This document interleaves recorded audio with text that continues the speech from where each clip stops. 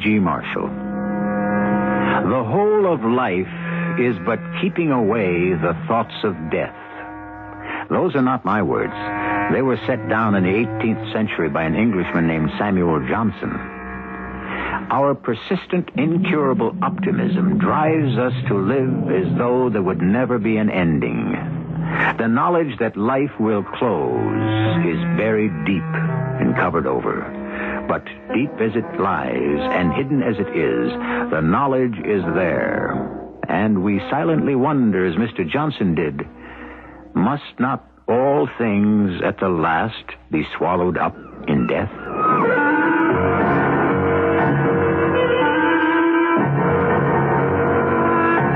Our mystery drama, The Unquiet Tomb, was written especially for the Mystery Theater by Elspeth Eric and stars Fred Gwynne. I'll be back shortly with Act One.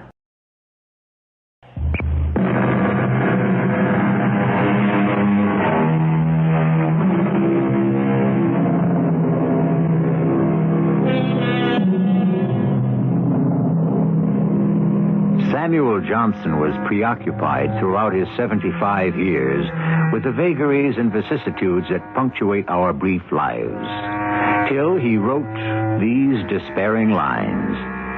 Must helpless man, in ignorance sedate, roll darkling down the torrent of his fate?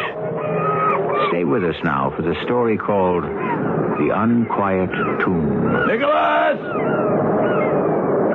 Nick, where are you? Nicholas! Can't you hear me?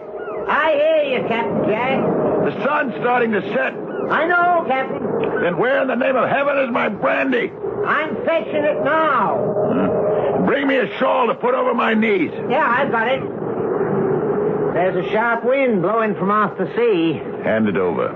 Shall I help you? Hand it over. I'll do it myself. I'm still able. Of course you are. Shall I pour your brandy, Captain Jack? Yes, you'd better do that. There you are, Captain Jack. Pour yourself one, too. How's that? I said pour yourself a spot of brandy. Is that so hard to understand? Well, it's been years since you suggested that I drink with you, Captain. Yes, well, I'm suggesting it now. Of course, back there, it wouldn't have been proper for us to drink together. Bad for discipline. Bad for morale, surely. And when we came here, I don't know, we stuck to the same old ways.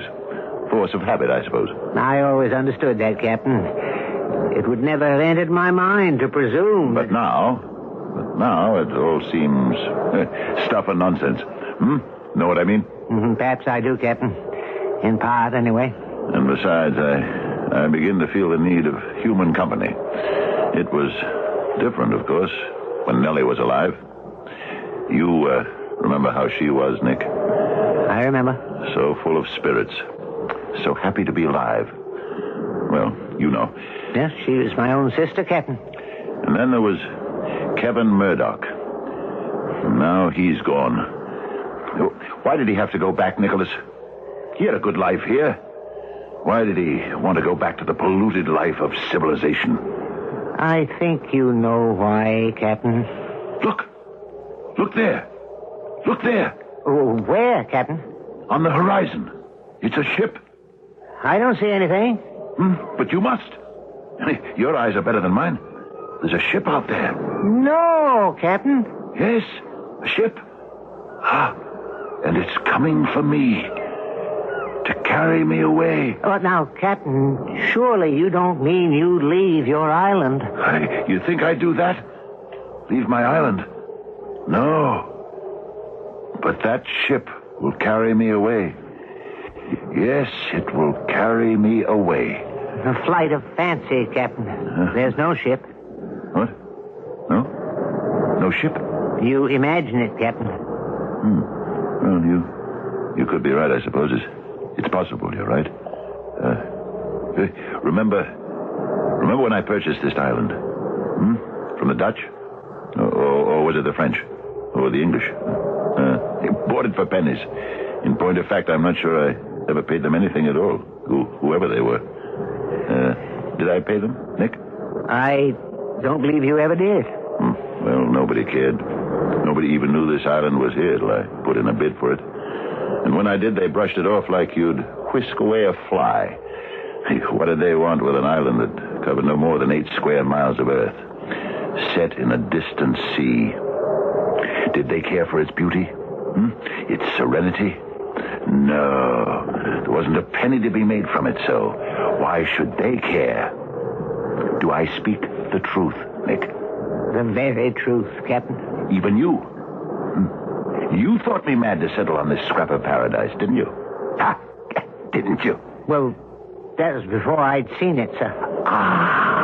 But once you'd seen it... Then it was a different matter altogether. Oh, man alive. The joy in my heart when I saw you waving from the small boat. One of my own. My old compatriot.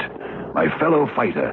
I knew straight off that together we'd have ourselves a tiny piece of heaven here. And Nellie. Nellie standing beside you in the little boat. I never expected that. Bringing a woman with you. That was your bit of inspiration. It was to free her mind of an infatuation she'd had for a man back there. And it did. It did. Freed her from everything that was mean and rotten. Remember, Nick, how we set about building this house out of the coral rock? Build it according to no plan at all. What did we need of plans? The soul of this place is to have no plan. No plan at all. Simply to live each day as it comes.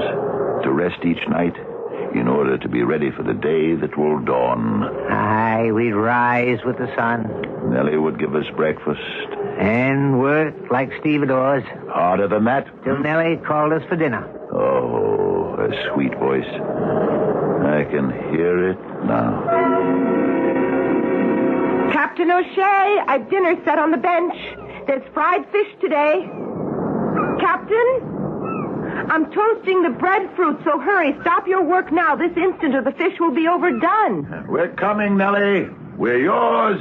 Nick, serve up the fish and be generous. There's plenty. Oh, this one was a whopper. There's breadfruit for you, Captain. Again? No complaining now. I won't have it. It lacks something. Breadfruit does. Yes. Taste is what it lacks. I took a walk along the beach this morning. And you know what I found? Little yellow plums. Growing right out of the sand. Millions of them. Now, if there was some way to get out the pulp and some way to make a jam out of them. There should be a way. And brandy. A yellow plum brandy. A yellow plum jam. A yellow plum pudding. There's no end to what we can do. No end. No end. We shall go on forever and ever. There will be no end to this dream of paradise. We shall live like this to the end of our days. Agreed? Agreed. Of course, the reality of the thing is, my end will come first. I'm 50 years old and a bit more. Well, now, Captain Jack... Don't dwell on such things, Captain O'Shea. Not on a day like this, when we're all so happy and content. You two. Neither of you has reached 30. But I... Oh, come now, Captain, you... No. Today's the day to think about it. Later, I'll fear it no more, and I'll push the thought away. But today I can think about it with a clear mind. If you must. I have it. I have it. What's that, Captain Jack? I'll build me a tomb. A tomb of coral. Inlay the walls with the most beautiful shells to be found on the beach. I can find the shells. Before we go on with the house, Nick, we'll construct a tomb. And build the house about it. Yes, I shall live out my days on this wee island, and when my life is over, I shall lie in my coral tomb and hearken to the waves and the gulls and be at peace. How happy we were, the three of us. It seemed we needed nothing more. No one else. But then, it was a particularly fine day, I remember. The house was finished. We were so proud of it. We were standing on the beach, remember? You and I, Nick. Captain, that boat's aiming to anchor here. They've lowered a dinghy. There's a man in it. Oh, that's a fine ship. About 30 foot, I should say. Draws about 6 feet. Aye, nice and beamy. What do you say we walk down and welcome him? Find out what drew him here. Hello! Hello there! Hello! Well, he's one of us at least, not some crazy foreigner.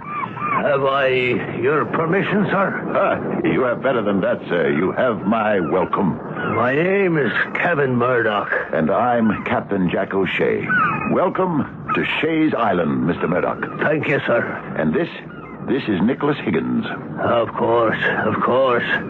Well, at last, Mr. Higgins.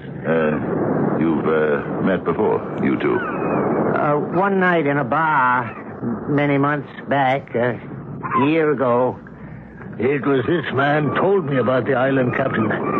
He was taking his future into his own hands and coming to join you. Well, come up to the house, Mr. Murdoch. We'll give you some fine plum brandy, and you'll tell us... Well, I didn't come alone, Captain. My wife is on the boat, and my 2 children. With your permission... Oh, fetch them. Meanwhile, we go up to the house and tell Nellie we have guests. Nellie? You said Nellie? Yes, Nick's sister.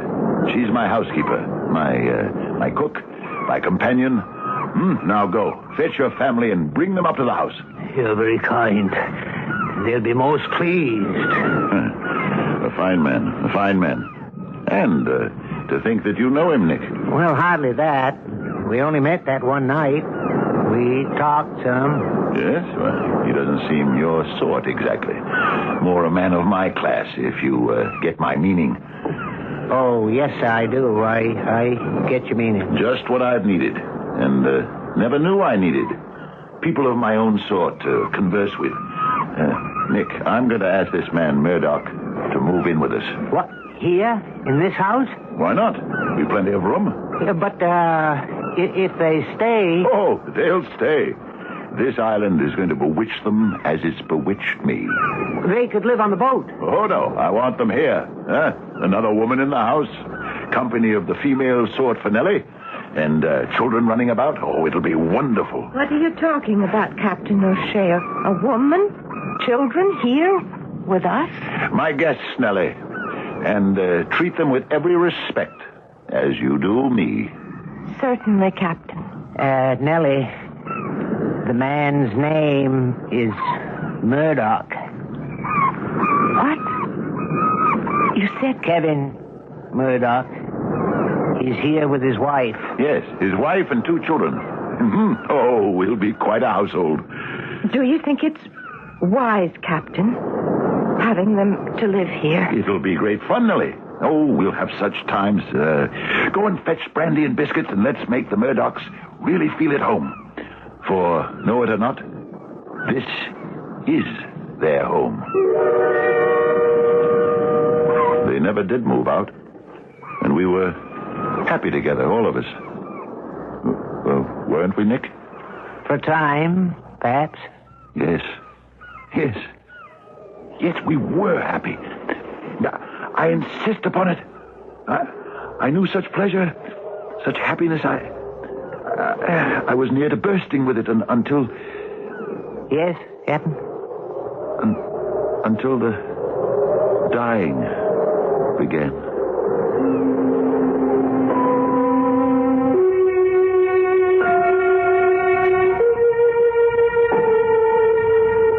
There is a theory, and it's only a theory, that each man holds 2 instincts. One is called Eros, after the god of love. The other is Thanatos, a personification of death. These 2 are thought to live side by side in every human soul. Sometimes the one is in the ascendancy, sometimes the other. But neither ever resigns or concedes the battle. I'll continue with Act 2 shortly.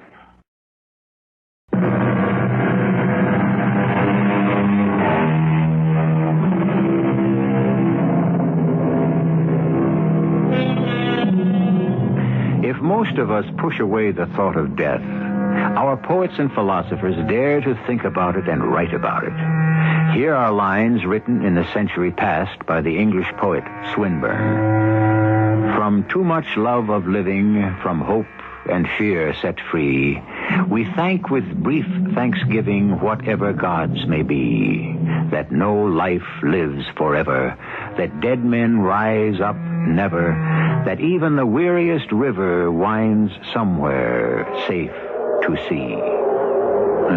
Such happiness, such joy. The house came alive. I could have conversation of an intelligent sort with Murdoch. No offense meant, Nick. None taken, Captain. And with Mrs. Murdoch planning the meals. And she rearranged the furniture. Remember that? I remember. Made draperies for the windows. Sailed the sloop to the mainland to get the material. Remember? I remember. And dyed them herself. The exact shade of the casuarina tree. Oh, she did hundreds of things to improve the house. She did indeed. This terrace was her idea, with a full view of the sea. It was indeed. Nick, it just suddenly occurred to me. Oh, what's that, Captain Jack? Did I let Mrs. Murdoch do too much to the house? Did I let her impose her own ideas on me? Well, they was good ideas. Yes, but Nellie'd been the only woman here up to the time the Murdochs arrived. She was happy to watch the house grow, cook the meals, tend to our wants, yours and mine. Wasn't she, Nick? Very happy. Well, now, to have a high-born lady move in here and start to change things around, did that grate on Nellie's nerves, perhaps? Did she resent another woman taking her place, as it were? Perhaps she did. At any rate, after a while she started to lose interest in the life here. You must have noticed it. I did. I talked to her about it, you know. You did? Oh, yes, I was very concerned, because we'd been so happy. You've been happy here, haven't you, Nellie? Oh, yes, Captain. But now you're not. Yes, I am. Well, I never hear you laugh anymore. I hardly ever see you smile. After all we've been to each other, Nellie. After all we've accomplished together. How do you think that makes me feel? I'm sorry, Captain. Well, now I want you to tell me what I can do for you. There's nothing. Nellie, is it possible you want to go back there? Leave us and go back to that inferno you escaped from? Oh, no. No, Captain Jack. I'd never go back there. I didn't think so. But... No, I want to stay here. You're sure? To the end of my days, promise me. I can stay till I die, Captain. I want to die here on this island. Promise me that. I want to know. I want to be sure. Set your mind at rest, Nellie. You'll stay here on this island till you leave it. In life or in death. I want never to leave. Alive or dead. What do you mean, Nellie? When I die. Oh, I know it's asking a great deal, but when I die, will you bury me in the tomb beneath this house? Oh, I know you built it for yourself, but could you see your way? Would you? There's room there. There's plenty of room. If I could know that I would lie in that tomb through eternity. Does it mean so much to you? It means everything. Well, then you have my promise, Nellie. My solemn promise. You shall lie in the tomb beneath this house you helped to build. She seemed better after that little talk, Nick. She did, didn't she? Livelier, more like her old self. For a time, she did. Yes, for a time. Till she sickened and took to her bed. And died. Yes. Well, but I kept my promise. I said to you, build her a wooden coffin and put it in the tomb under the house. Which I did. Yes, I kept my promise to Nellie. She lies there now in the tomb I built for myself, and she'll lie there through eternity. I wonder if that was a wise thing to do. What else could I do? I gave her my word, my sacred promise. What else could I do but fulfill it? It was only a few weeks after that. The youngest Murdoch child took sick. Lived a few days, and died? Yes, I regret that I took so little note of it. I was sorry, of course, but my condolence was mechanical, perfunctory. I realize that now. But I was distraught over Nellie's passing. I hope they understood. They sailed the sloop to the mainland and brought a tiny coffin made of lead. They asked me if I might place it in the tomb. I said yes. I don't know why. I don't know that I even attended the interment. Did I? No, you did not. I should have. But when the second child died... Yes. When the second child was taken... We put the little body in another lead coffin. We was all there, Captain. You and I and the Murdochs. We'll place it next to the other, Kevin. Of course, my dear. That's be all right with you, isn't it, Captain? What's that? My wife says we'll place the coffin side by side with that of our other child. Of course. Wherever you like. Kevin? Where is it? What, my dear? The other coffin, where is it? Why, it's right where we... It's not here. It's gone. Captain O'Shea, the other coffin is gone. It's been removed. Oh, surely not. It must be here. It's not here. Someone's stolen it. Nick, that's not possible, is it? That someone could have gotten into the tomb? Not remotely possible, Captain. Then where is it? With your permission, Miss Murdoch, I'll look around. I remember perfectly. I couldn't possibly forget. It's here. Here? Where? Look over here, Mrs. Murdoch. Thank the Lord you located it, Nick. What? Look at it. Kevin, look at it. It's standing on end. On the bare ground. That's not the way we left it. You know that, Nick. You were with us. We put it on that high shelf and not standing on end like it is now. Oh, this is horrible. Oh, well, now, we'll put it back. Just as it was. I'll put it back. I'll do it. You know, after that I thought the Murdochs might leave. Desert us and leave the island. They didn't want to leave their children's burial spot, I suspect. We did go over the whole place, Nick. There was no indication of water seeping in. No sign of an underground quake. No sign of anything. Just the two little leaden coffins. And, of course, Nellie. Nellie. And her wooden one. Yes. Nick, there is a boat out there. No, Captain. I can see it. I swear. I'm pouring you another brandy, Captain Jack. Or do I imagine it?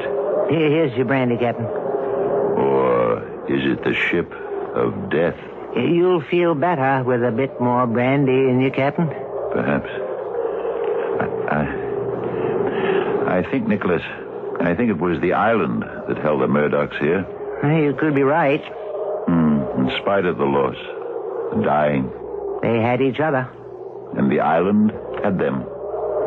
Maybe that was it. They didn't have each other for long. Few months.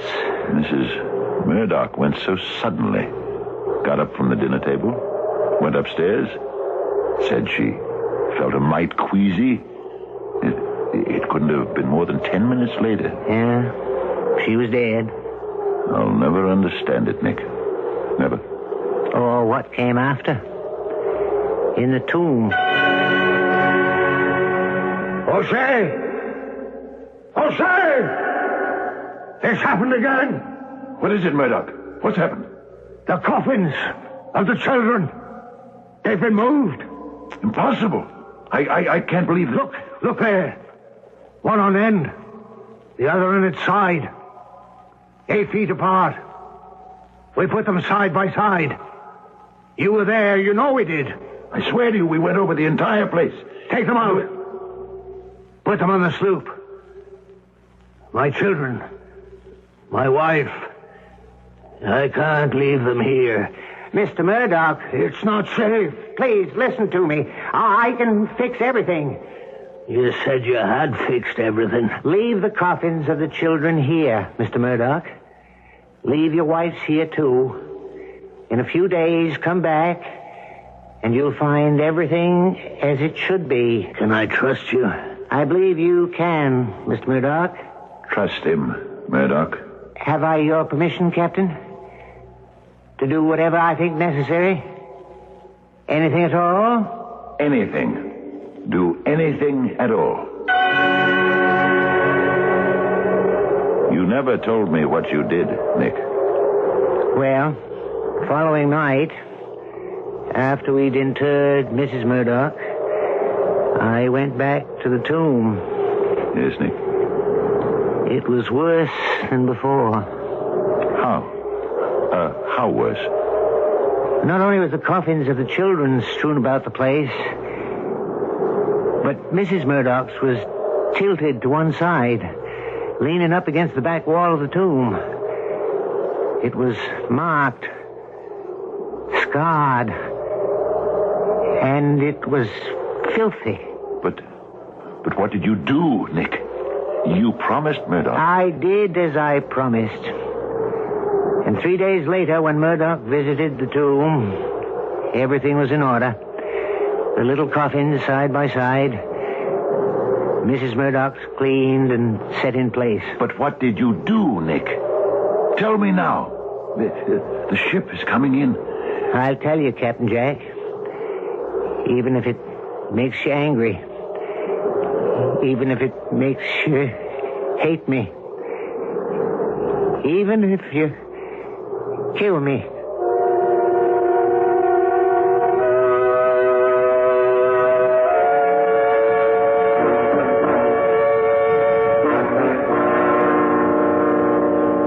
Who knows what happens when those we love start the long sleep called death?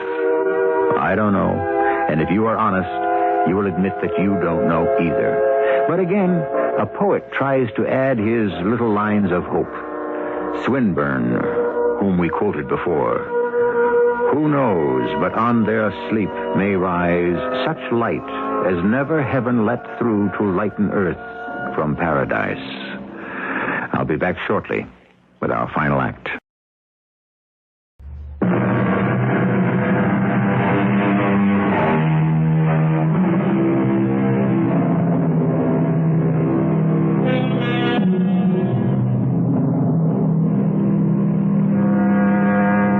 Forgive me if I quote to you again from the writings of Algernon Charles Swinburne. He wrote these lines in 1878 in memory of his fellow poet Baudelaire, who had died the year before. There is no help for these things, none to mend and none to mar. Not all our songs, O friend, will make death clear. Nick, tell me now how you put things right in the tomb. Because whatever you did, Murdoch seemed satisfied. He told me so. He would visit the tomb every other day or so, and then he'd come to me and tell me everything was in order, nothing disturbed, all the coffins in place. After a while, he stopped going there. His mind was at rest about it, or it seemed to be. I'm sure it was, Captain Jack. Then why did he leave the island? Why did he have to go? The house seems so empty now, just you and me. I think you know why he left, Captain Jack. No, I don't. I don't at all. Captain, you know what he wanted. He told you what he wanted. Title to the island? Is that what he wanted? He and I talked about it one day. I said I'd gladly give him title, but strictly speaking, I didn't have title myself. But I was sure that after my death, he'd be free to stay on. No, it wasn't the island he wanted, Captain. Then what was it? Why didn't he tell me what he wanted? I'd have given it to him. He did tell you, Captain Jack. But it wasn't in your power to give it to him. He never told me. When did he tell me? Remember the morning you and I was having coffee right here on the terrace, and he come out of the house looking very solemn, very grave, unhappy even? Good morning, Captain. Nick. Good morning, Murdoch. Sit down.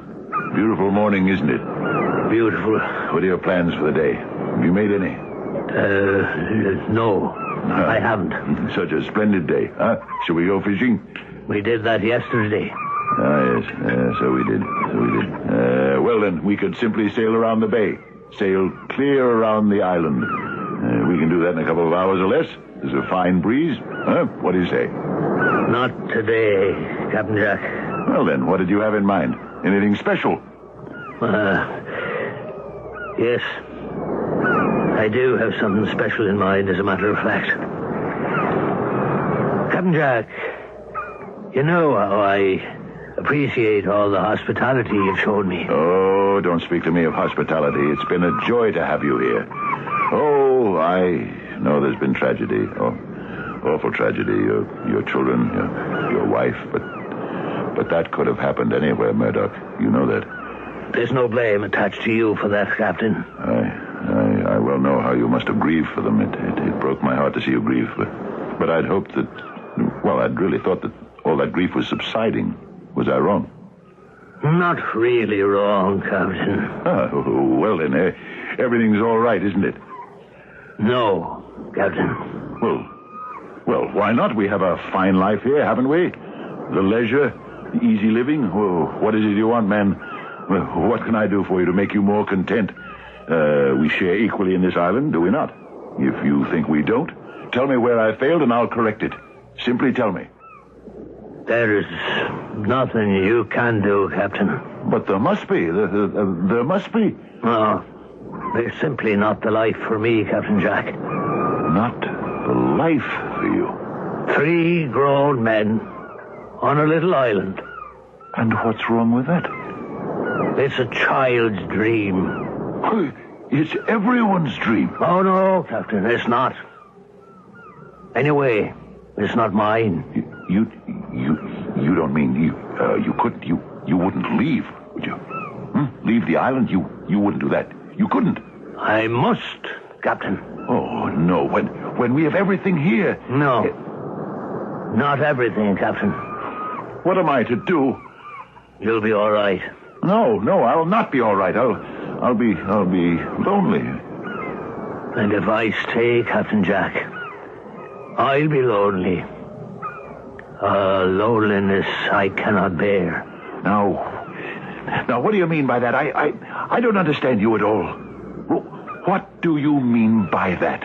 If you don't know, Captain... Well, I do not know. Dear Captain O'Shea, you must simply take my word for it. I cannot stay with you on this island. I shall set sail tomorrow. What did he mean, Nick? He never really told me. What did he mean he'd be lonely here? He needed a woman, Captain. A woman? Well, he could have had a woman any time he wanted to. He only had to sail the sloop to the mainland to find a woman. Hundreds of them. Thousands. He could have had his pick. Not that sort of woman, Captain. Well, what sort of... Oh, you mean he wanted a wife? Someone who loved him. That sort of woman. Oh, well, yeah. I suppose that's different. Aye, very different. Yeah, I suppose he wanted to get married again. I think so. Well, I can understand that. Yes, that's understandable. Yeah, I think so. Nick, I'm going to tell you something. I hadn't meant to, but now, Nick, look. The ship is coming closer. Yes, it's sailing this way. You do see it, don't you? Perhaps I do. Yes, coming closer.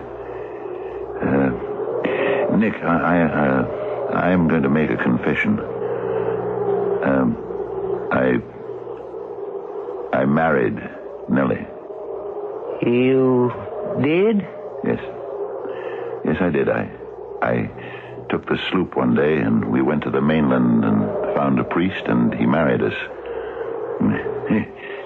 See? I understand that a man wants a wife, huh? Someone who loves him. No, I thought that being married to me, that would mean Nellie could claim right to the island, you see. If anyone would have a claim to it, she would. You understand? I think so. Now, when I die, I suppose the island will be yours. As a brother, Who has a better right to it, Well, I couldn't leave it in better hands, Nick, and I want you to know that's how I feel about it. Nick, you will cherish it, won't you? You will take care of it. You will, won't you, Nick? Won't you? Yes, Captain. But I'm wandering on again, aren't I? Nick, we started to talk about... what was it we started to talk about? It doesn't matter, Captain. Yes, it does matter. Yes, the tomb. The tomb and what you did to set it to rights. You were going to tell me about that. I'll confess to you. I haven't been inside the tomb since Mrs. Murdoch was laid away. Her husband visited often, but I never did. I should have, I suppose. But I wanted to remember Nellie as I'd known her in life. I never went near her in the tomb. It's just as well. Perhaps, Nick, I was unfeeling. Nellie wasn't there. Yeah, of course her spirit wasn't there, but... Neither was her body. What? What's that? I removed it. I removed her body from the tomb. What are you saying? It was the only way, Captain. You were telling me you took Nellie's body out of the tomb? Nick, you actually... I had to. But I promised her. I gave her my word of honor that she would lie in the tomb forever. Nick, I gave her my solemn vow. It was almost my last word to her. I know, but you... And she was my wife, Nick. You couldn't have known that, of course, but if you had come to me, if you had asked me... You'd never have permitted it, Captain Jack. Of course I wouldn't have permitted it. Why did you do it? It was my plan to be buried next to her. Nick, why did you ever do it? You gave me permission to do anything necessary to settle the disturbance in the tomb. The scattering of the coffins. You said I could do anything I saw fit. But not that. Not that. You said anything at all. But why that? Why did you do that of all things? Because it was Nellie who was wreaking the havoc. From her coffin? Within the tomb? Yes. But why? Why would she do that? You sure you want me to tell you? Of course I'm sure. Tell me. She loved Kevin Murdoch, Captain. What? She loved Murdoch. She loved him for a long time. Remember I told you that I brought her here to recover from an infatuation back there? Murdoch? Yes. But he was married, had children. He broke her heart. I thought that here, with us, she might recover. And she was well on the way when he sailed here with his family and took up residence. I tried to warn you. Are you telling me he followed her here? Yes, Captain. He loved her so much. After his own way, he loved her, yes. And she? She loved him? Loved him still? Yes, Captain. And when his children were put into the tomb with her, her fury that she'd held in check for so long, her fury burst forth. When I saw her poor wooden coffin starting to disintegrate, I began to have some fears. And when the coffin of Mrs. Murdoch, her rival, her hated rival, was placed in the tomb, she took her revenge. I'm sorry. What did you do with her? I took her out, Captain. Coffin and all. Or what remained of it. And I burned it. Then I put what remained in the dinghy. And I rowed out a good way into the sea and dropped them over. What is it, Captain? What are you doing? Wait, Captain Jack. Don't follow me, Nick. You're not going in the water, are you, Captain? Take one step towards me, Nick, and I'll shoot you down. Captain, it's getting dark. Nellie! Captain! Don't! I'm coming, Nellie! Rest easy, Nellie! Coming! Don't be afraid. I'm coming to join you, Nellie! I'm coming!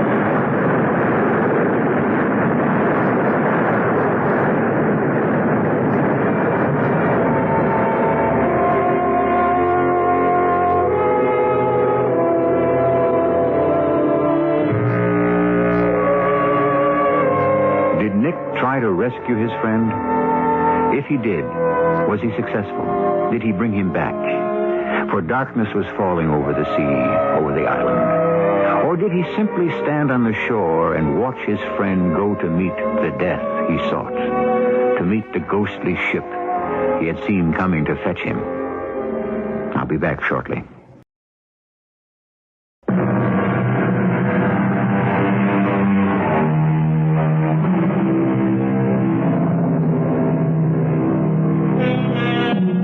Have we depressed you with our story of death and dying?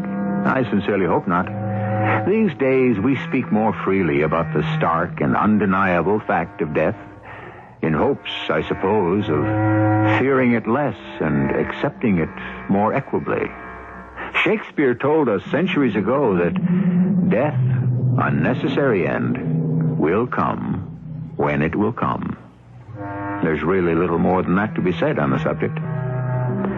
Our cast included Fred Gwynne, Robert Dryden, and Terry Keane. The entire production was under the direction of Himan Brown. This is E.G. Marshall inviting you to return to our Mystery Theater for another adventure in the macabre.